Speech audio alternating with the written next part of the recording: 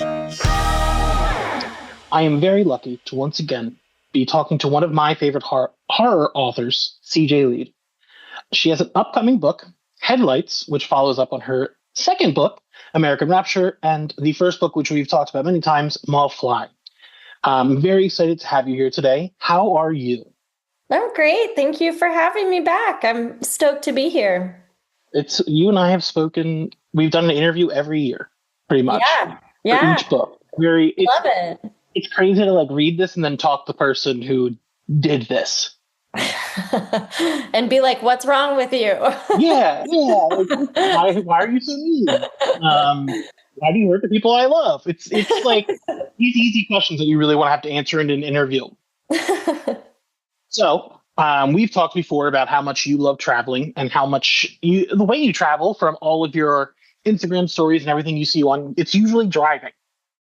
What is your perfect road trip starter song? Like, what do you kick it off when you're pulling out of the driveway? Wow, that's such a good question. Um, I mean, I guess it depends on where I'm going. I tend to theme everything, but my staple listens are always like Orville Peck, uh, Johnny Goth, and Pink Floyd. Those are like my big return ones. So probably something by any of them, or like Highwaymen. Highwaymen is a great one. Such a good song. Such a banger. Oh my God, it's such a it's beautiful. The Orville Peck. I'm glad you mentioned him because he gets mentioned in the book, and I was Yeah. hooting and hollering. I was I have loved him for a long time since I heard the fancy cover. Like it's been all Orville all the time, so it was super exciting to see that. Isn't he amazing? So good. And the mask. I love a gimmick. I love like a thing. Yeah. Okay. Also, with road trips, you write all these different books that are dealing with a lot of different people, cult subplots, killers, slashers. Ritual comes into all of those things. Like ritual is a huge part of horror, huge part of this story. And like, what is your road trip ritual? What is something like you do every time you go out and you're exploring? Wow, these are such good questions. Well, I'm trying to cut back, but I'm like a sour candy fiend, so I'm always getting my sour shit at the gas station. I have rituals for different places. Anytime we drive into the state of Florida, I make my boyfriend listen to, it's the only Taylor Swift song I really listen to, but her Florida song, because I think it's so funny. With Florence? Yeah, Yeah. passing the Ron DeSantis sign. Anytime we drive into the tri-state area, we put on Springsteen. Like we kind of have our That's places. my Oh, it's the best. That's my home. So the Bruce is. I'm telling you, I'm waiting for you to do the Jersey Philly book. Like that's what I'm waiting for. Yeah. Yeah, I've kind of got one that it's like that's my book in the drawer. It's mostly Massachusetts, but it's a lot of like that part of the world and a Yeah, lot of Springsteen. So it's a maybe very interesting place. yeah. Now this book has one, and I don't want to get into too many spoilers, but before we get into the actual book, what is your elevator pitch for Headlights? Like, how do you describe it to someone if they're like, what is this about? Yeah. Quickest pitch I would say is like supernatural detective Colorado winter mountain story. Longer pitch I would say people are waking up on the side of the highway wearing the skin of someone they've allegedly never met, with no memory of how they got there, and a stranger's hair tied around their tongues.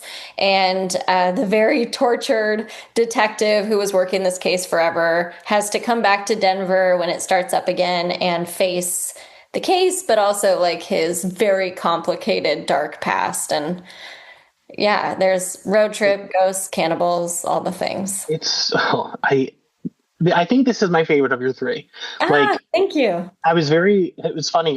Tor emailed me the day that I sat down and read the whole thing. I actually had a power outage because of a snowstorm. So it's like 2, 3 feet of snow outside as I'm reading this book, like very snow heavy book. And I'm like, this feels like the perfect day. Like, this is the perfect book. Wow. So you mentioned the skin thing. When you are building that part of your story, how do you construct a kill? Like, how do you build a scene like that? Like, where does the inspiration come from? What is your kind of what? How do you get the pieces? That the sort of like the killings themselves, I don't they just that sort of occurred to me as just something particularly horrific. Headlights was like that. Like there wasn't it really came to me in weird ways very quickly, and it was almost like, what is this story coming at me? Like, I don't know these characters. I don't read detective novels. I don't want to write a detective novel.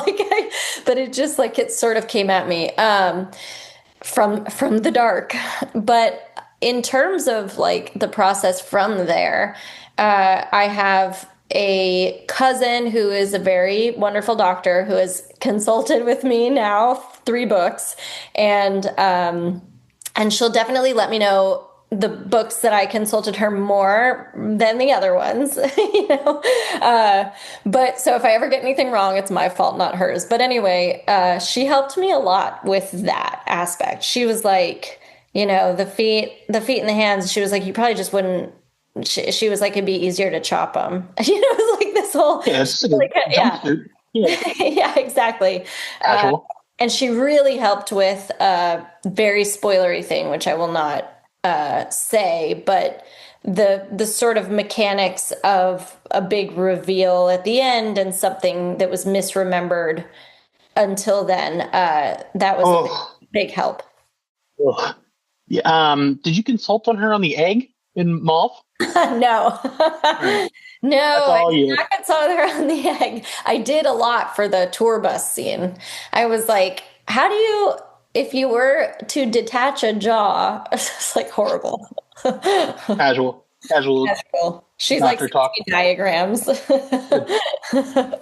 Now, the book, we have talked before that you're traveling to all these places. Like even you mentioned, like you listen to Florida when you go to Florida, like Bruce.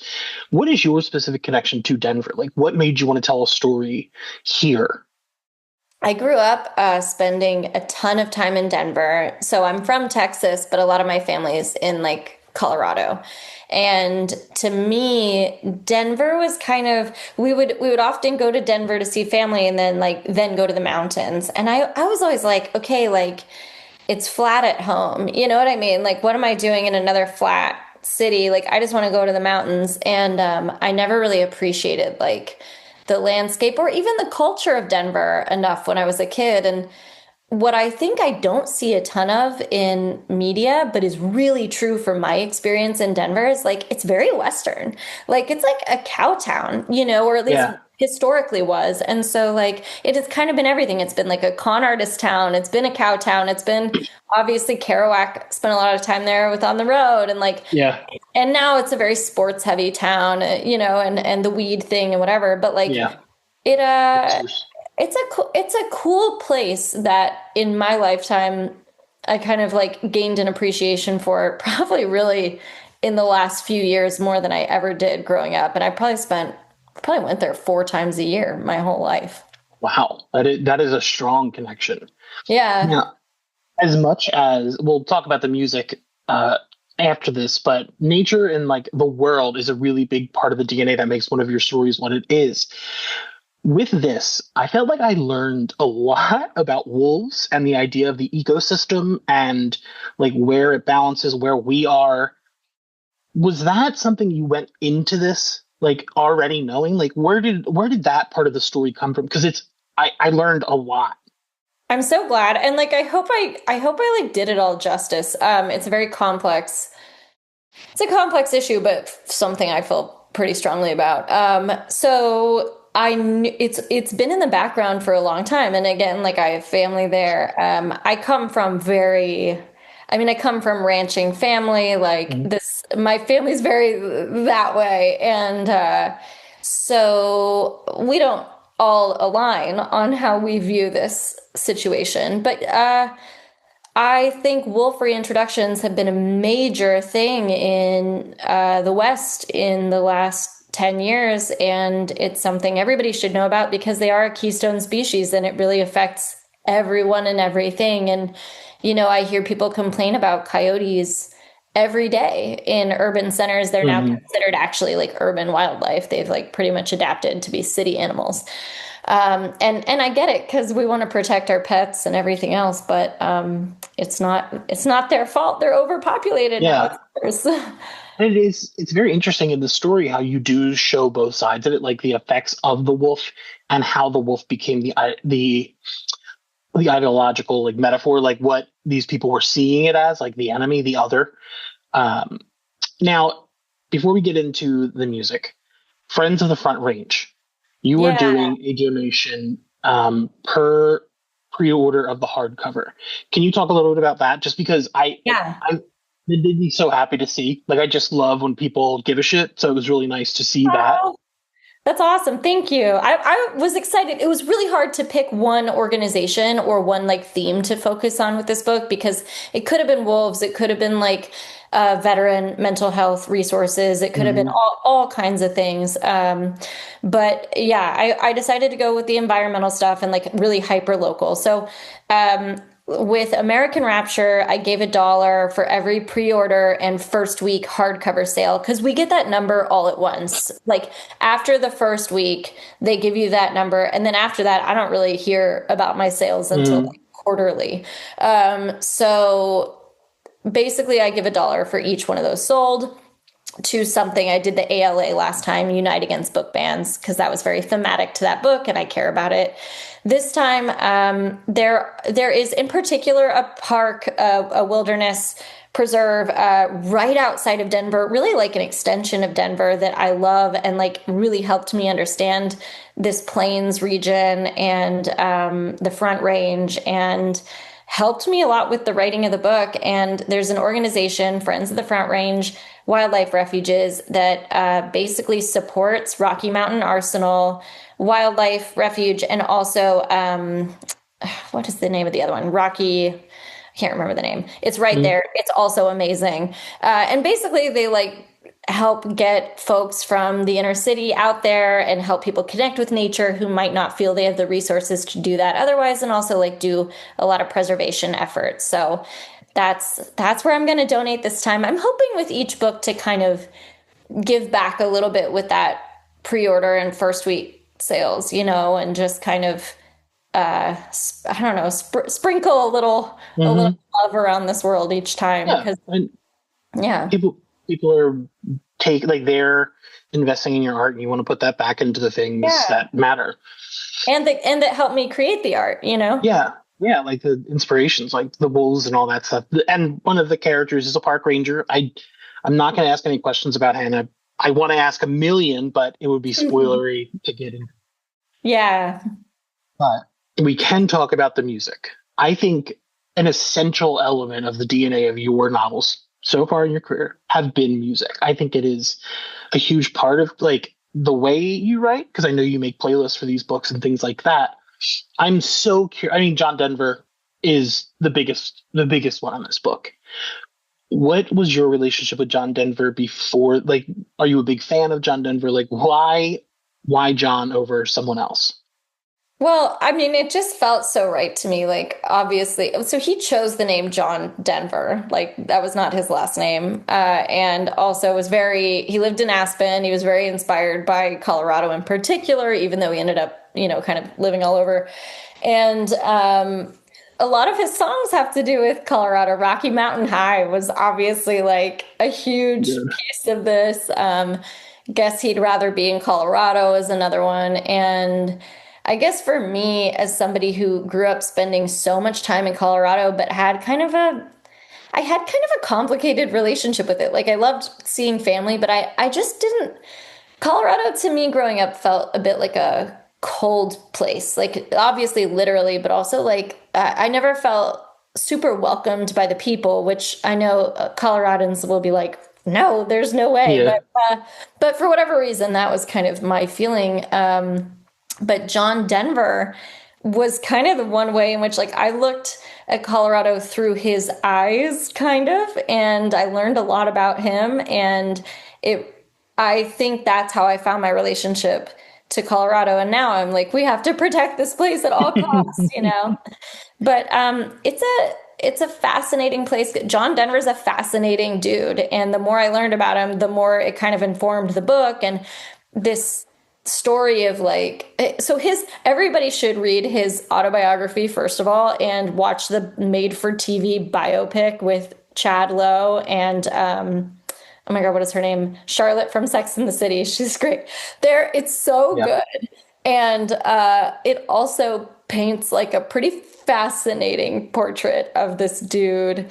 But it'll make you a fan, even though he there's some there's some stuff in there that you're like, oh, that was crazy. He's complicated, as all people can be. Yeah. Yeah. Not that a little bit, but it reflects the characters that you're creating. Like they're more layered than just good or evil. Like there's no easy way to go about a person. So, including the Yeah. stories of John. If when you read this book, you were going to learn a lot about John Denver. Yeah. I've been a huge And obviously I don't condone bad behavior. It's just need to say that in no way support. But yeah, complex and fascinating. It was interesting to learn that much about him. A quick one. Someone's writing the novel of your life. What is your musician? My musician, I have to pick one? Yeah. What? In your story, what's the one that pops up the most? Oh my God. Probably maybe Pink Floyd, because I feel like they always encompass all of like life and death and everything else. You know, there's so much there, and there's satire and also celebration, and I love him. I love. I've seen John 3 times, I think. Like a huge, just one side of the band, but getting to like hear The Wall live is just another experience. Crazy. I go to the laser shows sometimes. The like they're fucking awesome, and I cry. Everybody cries. You'll never see more like men crying anywhere ever. It's amazing. I would kill to go to a Pink Floyd Laser Light show. Now, Daniel, your main protagonist, he's got a lot of trauma, but he has a very interesting story. The people who raised him are quite different than his actual parents. Where did that relationship come from with his second set of parents? It's a good question. I think I knew, frankly, with writing this book and the mechanics of it, like the people and homes that I interacted with in Denver were very particular. And I was writing this book and I always knew he had to come from this like very difficult background. And I love motels, and in particular, I love Motel 6s. Like I'm really, or I love like mom and pop boutique motels the best. But if I go chain motel, like I've always liked Motel 6, and hopefully no problematic thing is revealed right after I say that about them as a company. But they're really inexpensive. They're clean. Like they're pretty much the same everywhere. But they always have this like weird color palette, this like orange and yellow, white. They have an energy. They have an energy. Yeah, so I think I was really inspired by that with the motel and Danny's background, and I knew he had to come from this really traumatic, horrible past. But I was having trouble finding a way in, as I was writing a male protagonist who is a veteran, who is in law enforcement, who is like, this person is very different from me. And I needed something to connect with like my relationship to Colorado. And so I had been in, frankly, pretty large homes that sometimes like scared me, that sometimes that would, that I kind of just, it was interesting. I felt welcomed into, but also like, I don't know, like it was an interesting thing. So, I kind of gave him both. I gave him like really loving parents and a big old haunted house, and also, this other past. And yeah, it was a lot. It's a lot. The one thing about this book is that I would also say it's a haunted house book, because While Ago Manor, the way you describe it and you portray it in the book, it's haunted, but it's not just haunted by ghosts. It's haunted by the trauma. It's haunted by the past. It's haunted by the people who have lived there before. Is that something you like think about when you go into houses? Because like until this book, I never really thought about but like a place I lived and like the story of who lived there before. There like there was lives there before me. So Yeah. what is that for? And it's got to be big for you because you're going to all of these places where there are just like not ghosts, but like there's ghosts. Like there's like Yeah. so Well, many I stories. totally. And I think it's the reason we see, and I know we've backed away from this trope as a society, but it's the reason we always see the like native burial ground kind of Hmm. motif come up because it is like we know that this country has ghosts. We know that there were folks here way before us, and we know that it went way, way back, before us, meaning like this generation in time, but Mm, obviously also before like immigrants and settlers, and and so I think every place is haunted. Every place is haunted. And then you have that's the land. And then you have these buildings. Like I think we leave some part of ourselves everywhere we go, personally. And I do think it's like a bit like, we walk around and shed DNA constantly. hmm. Constantly everywhere we go. And I just can't help but feel that there's probably some energetic element of that. And so I think we're always interacting unknowingly or knowingly with the past, which is even more reason to try and learn more about the Yeah. places we're in and what came before and all that. God, that whole section may be my favorite part. Just like learning about this house and coming at a place, a physical space from a different angle and like trying to understand that is so fascinating to me. Now, you do deal with supernatural elements in this, but there's also real grounded horror. Where do you find the balance in those things? Or is that something you're like just working through as you go? I don't know that I don't know if I did find a balance. I am not the coolest thing about horror to me is that it doesn't work within a formula or like really there really aren't that many parameters to horror as a genre. It's not a formulaic genre. So I frankly love a weird book that takes turns that you're like, oh wait, where are we now? And I like being surprised as a reader and as a writer. And I it's interesting. It's like I think some readers are really down to go along for the ride, and some readers are like, wait, this is not the kind of story I thought it was going to be, so I therefore am not as into it. And that's also totally valid. But I think this book is for the folks who are down for the ride and are like, I don't know where this is going to go, and it might really surprise me, but it's all kind of what I was trying to say too, is like life and death and grief and mortality are all kind of so uncertain, and we're all so confused all the time and kind of bumbling around in the dark. And at a certain point, like we can keep fighting it or we can just surrender and be like, where's it gonna take me? There is an element in this book of all of those things are always happening. Like the trauma doesn't go away, it's still there. And you write in a very specific, there's some specific scenes where two scenes are happening at once. Yeah. And I, it, so I don't know if other authors write that and it would be difficult to follow, but I felt like I was following the splintering of Daniel's psyche and like what's happening to him. Is that something you had to like how many times did you have to attack a chapter like that? Did you have to like rewrite that? Because it is super, it's like not complicated in a bad way, but it's complicated in a way like I've never read a scene like that before. Yeah, I kind of feel like I need to write like an apology note to the audiobook reader for those scenes because I have no idea how they're Oh going yeah. to do that. Those two scenes, so they always talk about they being other authors. I always hear other authors talk about like scaffolding scenes, and I don't intend to write scaffolding scenes early on, but I kind of do in my head, and usually to a song or something. Those two scenes, I knew it's actually I guess it's probably more than two. There's probably at the end too. There's probably three. I kind of knew those going into it, so those were not the hardest scenes to write, actually. Wild. Yeah, I don't. They They read were like fun. you read like a faucet that has been turned on and cannot be turned off. Like everything is constantly coming at once, like in this one moment. And poor Daniel, having to go through that. Yeah, as we said this before we started recording, but I'm an asshole writer. Yeah. And maybe one day I'll get nicer, but I don't know. Yeah, it was interesting to see you write a male protagonist this time. Like the other two were very female led. I was just like, wow, he's really sad. Like this is such a broken man. And I love him. I truly, I don't like true crime. Like I don't like investigative stories. Like it's not really my Yeah. thing, but I was hooked. I just wanted him to be okay.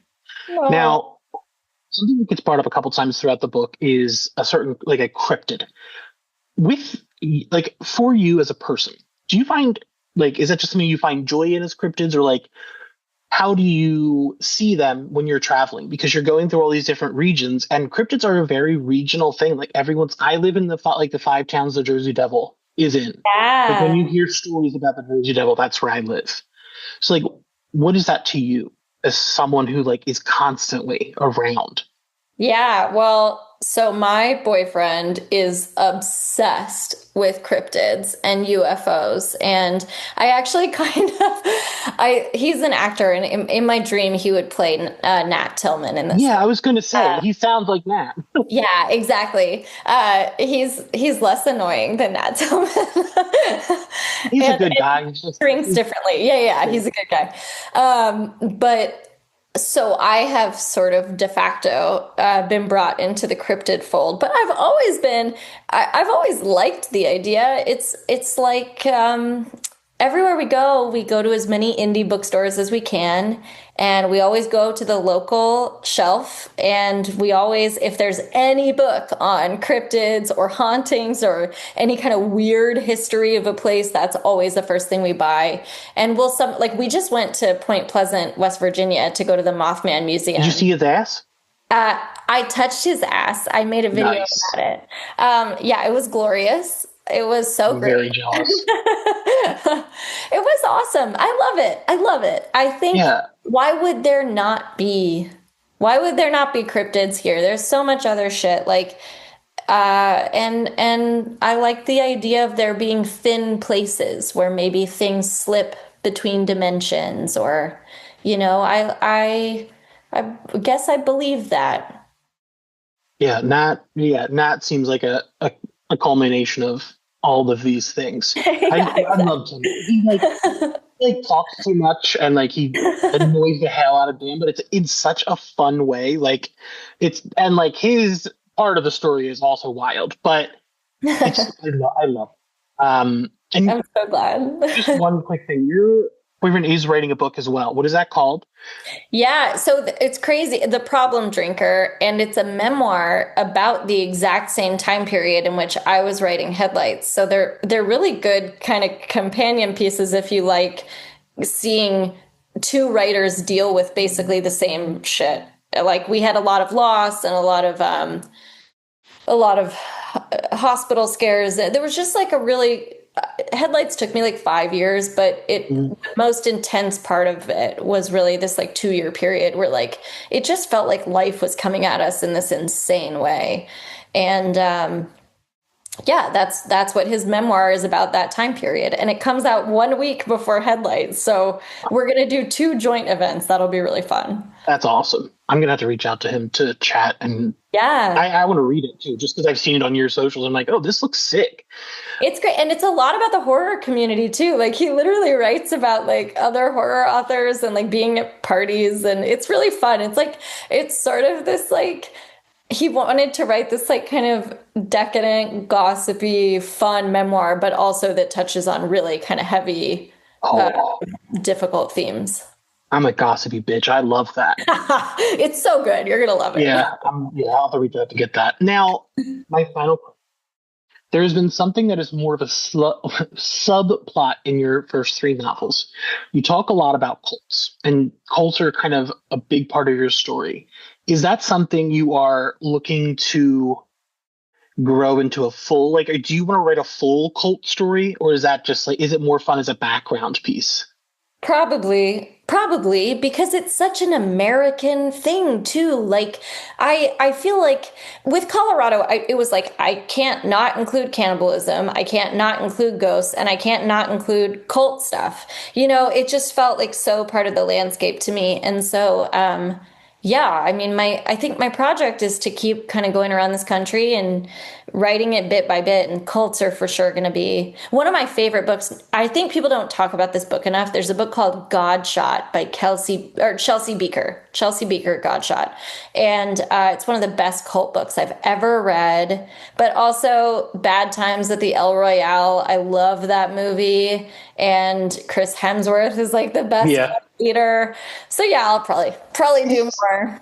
It is very interesting. I never thought about it in the sense of America. Like we are such a cult of personality place. Like the Yeah. personalities are what like grow. So it's so wow. The Didn't Jared Leto, like, doesn't he have a cult yeah, it's actively? like a Yeah. cult island. Like there's Right. there's Right. Gene. There's so like, the stories only come from here. That's nuts. I'm Huh. sure. Yeah, and I'm sure they're elsewhere, like, Yeah, this but like midsummer yeah, thing, but like we're doing them better. ours are so particular. Yeah, ours are so big and crazy. Like the oh man, who are the ones that believe the aliens are taking them and they all Heaven's Gate. Heaven's Gate and they Yeah. left people behind to run the website. Like that is the wildest aspect of the whole thing. Like, could you imagine like Awesome. everyone else you're with are like, all right, we're going to heaven, but you Yep. get to work on GeoCities. Have fun. Hope you like WordPress. Like, fuck. It's an honor. Yeah, it's this book it's my favorite of the three. So like I loved the other two, but like this You. like hit me in a way I was not expecting. There's so many turns that you're like, what the fuck? In the best way, and you just want to keep digging into it. So I'm glad I got to check it out. I'm glad we got to speak again. Um, is there anything else people should be picking up from you other than American Rapture and Maeve Fly? Or is Uh, there I anything else well, announced? Or I put out a couple short stories this last year, which was really fun. So I've got one in that Aardvark short story anthology, which is One Bad Night and Other Stories. And that is a story about my time when I volunteered at the aquarium under the pier in Santa Monica, and weird things in the sounds like a nightmare. oceanic dark. Yeah, that's terrifying. And the other one is my only non-American thing so far, which is a story in Fever Dreams anthology from Flame Tree. And it's called Midnight Disease. And that one it's kind of a vulnerable, crazy story, but it's kind of my fears and feelings about being a writer and being a woman and relationship to sort of like potential motherhood or not, and it's kind of gnarly for the Maeve fans. That is a good one.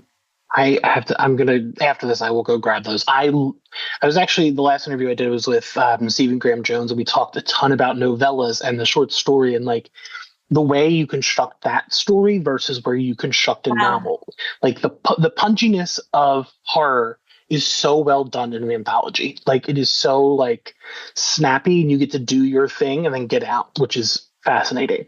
So I'm excited to see how you write a short story. Yeah, and So I'm pumped. he's in the Aardvark one. Oh, So sick. yeah. So it'll be. I don't know. I find short stories a lot harder to write than novels. So you can tell me if you think they're as good. But I was happy with both of them, and I might have one or two more coming. I'm trying. Sick. Well, thank you. Thank you so much for being. Every year we do this. I'm excited. I'm excited for what you've got coming, whatever you are doing. I love your art. It just works. Thank you. It's so authentic. So thank you for putting it out in the world.